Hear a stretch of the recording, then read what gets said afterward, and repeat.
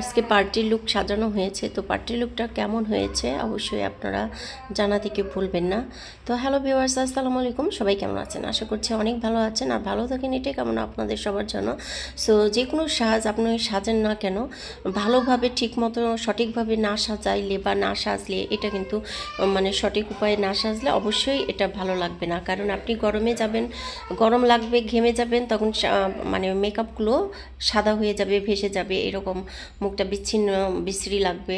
এখন আপনি যে রকমের ফাউন্ডেশন লাগাবেন, যে কোনো ফাউন্ডেশন লাগানো যাবে না, কিন্তু ভালো একটা ব্র্যান্ডের ফাউন্ডেশন লাগাবেন, তাহলে মুখের স্কিনটাও খুব ভালো লাগবে এবং মেকআপটাও বসবে। আর স্কিনে অবশ্যই নিজেকে সচেতন থাকতে হবে। যদি লোম থাকে, এটা কিন্তু লোম থাকলে কিন্তু আপনার যে যতই সুন্দর করে সাজান না কেন, এটা কিন্তু ভেসে যাবে, ঘেমে যাবে, আর এটা সাজটা একটু সাদা সাদা হয়ে যাবে, এতে মেকআপ বসবে না। আর এই জন্য মেকআপ বসাইতে হলে অবশ্যই ফেসিয়াল করবেন। প্রথমত ফেসিয়াল করার পরে এরপর মুখটা খুবই সুন্দর করে, তারপরে 2-3 দিন আগেই করবেন ফেসিয়ালটা, এরপর মেকআপটা করবেন। আর লোম টোম থাকলে ওটা অবশ্যই ক্লিন করতে হবে। ক্লিন করলে মুখে হচ্ছে মেকআপটা সুন্দরভাবে বসে যাবে। ঠিক আছে বন্ধুগণ? তো আসলে মুখে মানে মেকআপ ভালোভাবে বসার জন্য সঠিক উপায়ে সঠিক মানে ভাবে মেকআপগুলো সিরিয়াল বাই সিরিয়াল একটা পরে একটা এটা মানে দিতে হবে, মুখে ব্যবহার করতে হবে, ইউজ করতে হবে। যদি সঠিক উপায়ে না করেন তাহলে কিন্তু মেকআপ ভালো বসবে না। ওকে, তো যাই হোক বন্ধুগণ, মেকআপ বসাইতে হলে অবশ্যই যে বললাম ফেসিয়াল করবেন, সেকেন্ড টাইমে লোমগুলো অবশ্যই ক্লিন করতে হবে।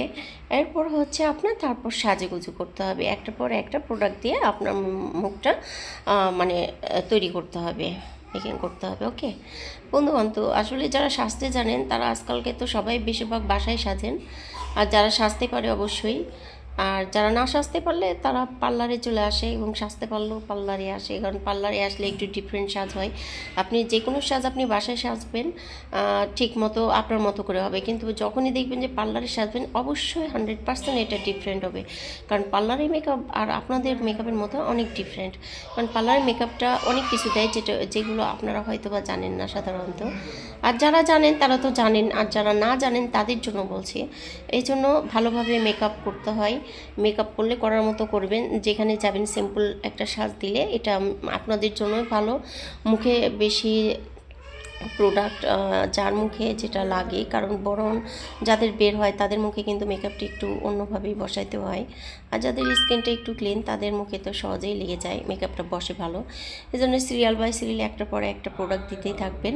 যারা জানেন তারা বুঝতে পারছেন, আর যারা না জানেন অবশ্যই তাদের জন্য এই ভিডিওটা।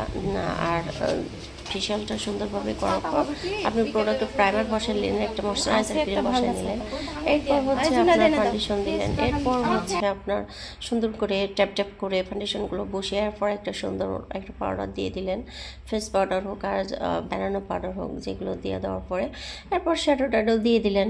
এরপর হচ্ছে আপনার সুন্দর করে কাজল টাজল বা ভ্রু আটটা আগেই করে নিতে হয়।